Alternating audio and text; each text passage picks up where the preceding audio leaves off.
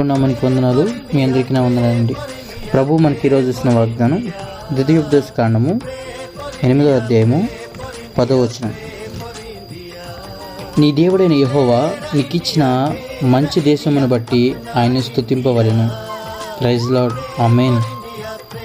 దేవుడు ఈరోజు వాక్యం ద్వారా మనతో మాట్లాడుతుంది ఏంటంటే, నీ దేవుడైన యెహోవా నీకిచ్చిన మంచి దేశమును బట్టి ఆయన్ని స్తుతింపవలెను. మనకిచ్చిన మంచి దేశమును బట్టి ఆయన స్తుతింపవాలనంట. అవునండి, మనకి దేవుడు మనకి ఈ దేశాన్ని మనకి ఇచ్చినందుకు ఆయన ఎంతగానో స్తుతించాలి. ఎందుకంటే ఇక్కడున్న వాతావరణం కానీ, ఇక్కడున్న పరిస్థితులే కానీ, ఇక్కడున్న అన్నీ ఒక మనిషికి అనుకూలంగా ఇష్టానుసారంగా ఉంటుంది. కొన్ని ప్లేస్లో ఎక్కువగా టెంపరేచర్ ఉంటుంది, అది చలే కానీ వేడే కానీ ఏదో ఒకటి ఎక్కువగా ఉంటుంది. కానీ మన దేశంలో అన్నీ సమానంగా వస్తాయి. దేవుడు అన్నీ సమానంగా ఇస్తాడు. టెంపరేచర్ అయినా లేదా చలి అయినా అన్నీ సమానంగా ఇస్తాడు దేవుడు. కాబట్టి ఈ దేశాన్ని బట్టి మనం ఎంతగానో ఆ దేవాది దేవుని స్తుతించాలి. ఎందుకంటే ఈ దేశంలో దేవుడు మనకి జన్మించే అవకాశం ఇచ్చాడు, జీవించే అవకాశం ఇచ్చాడు. ఈ దేశాన్ని బట్టి, దేశ నాయకులను బట్టి, ప్రతి ఒక్కరిని బట్టి మనము ఆయన ఎంతగానో స్తుతించాలి. ఎందుకంటే ఈరోజు ఒక ప్రత్యేకమైన రోజు. ఏంటంటే రిపబ్లిక్ డే. కాబట్టి ఈ రిపబ్లిక్ డే రోజున మనం కూడా, అసలు రిపబ్లిక్ డే అంటే ఏంటంటే స్వాతంత్రం వచ్చింది కానీ స్వాతంత్రం వచ్చి పొందుకున్నాం కానీ ఇంకెక్కడో వాళ్ళ అధికారంలో, ఇంకెక్కడో వాళ్ళు ఎవరైతే బ్రిటిష్ వారి దగ్గర నుంచి తీసుకున్న స్వాతంత్రంలో ఇంకెక్కడో లోటు ఉంది. పూర్తి స్వాతంత్రం రాలా. వాళ్ళే పరిపాలిస్తున్నారు, వాళ్ళే ఇంకా వాళ్ళని ఏలుతూ ఉన్నారు.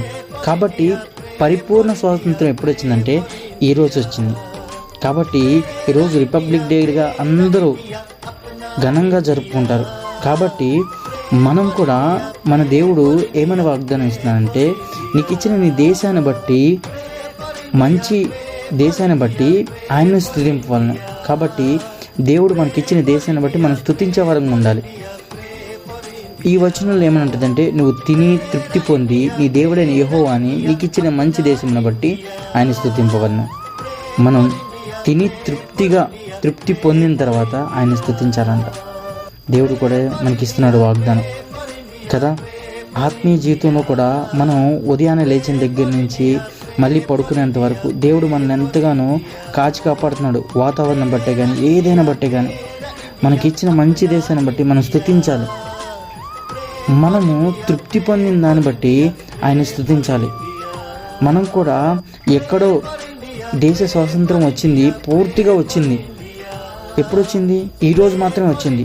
అంతకుముందు స్వాతంత్రం వచ్చిందే కానీ పూర్తిగా రాలా. కాబట్టి మనం కూడా పూర్తి స్వాతంత్రం పొందుకోవాలి. పూర్తి స్వాతంత్రం ఎలా పొందుకుంటాం అంటే, నువ్వు దేవుని సన్నిధికి వెళ్ళడం వల్ల. నువ్వు రక్షించబడ్డావే కానీ ఇంకా పూర్తిగా రక్షించబడలా. ఇంకెక్కడో లోపం, ఇంకెక్కడో పాపపు ఆలోచన, ఇంకెక్కడో దేవునికి ఆయాసకరమైన మార్గం, ఇంకెక్కడో అక్కడ లోటు కనపడతా ఉంది. పరిశుద్ధ జీవితానికి ఎక్కడో లోటు కనపడుతుంది.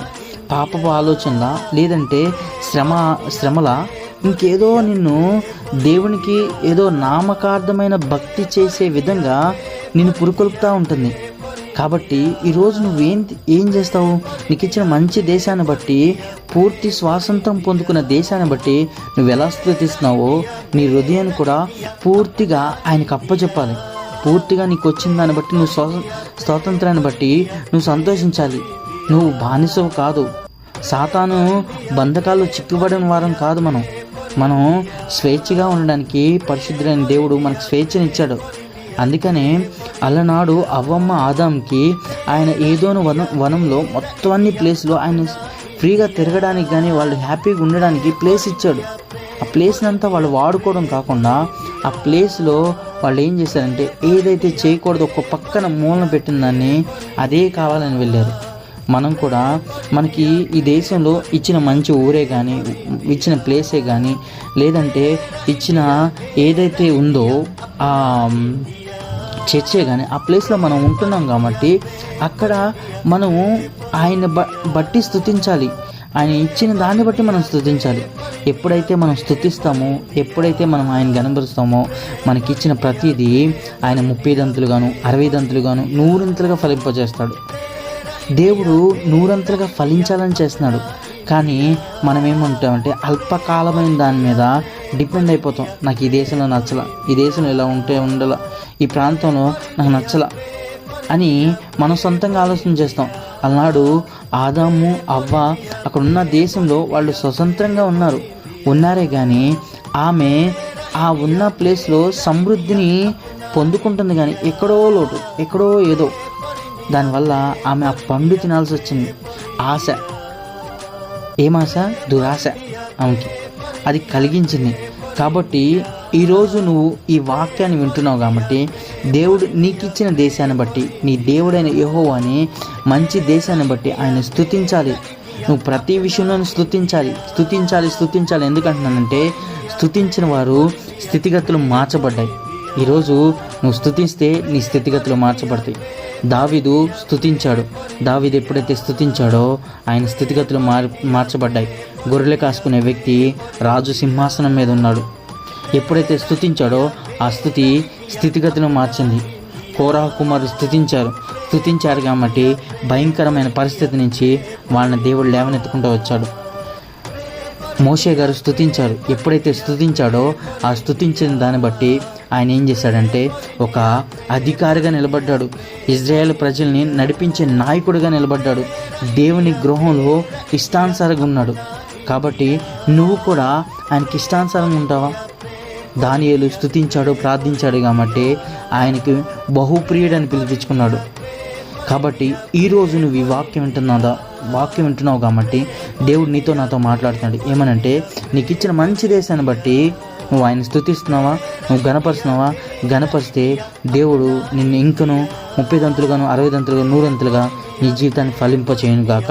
దేవుడు అట్టి కృప నీకు దయచేయను గాక. ఆమేన్.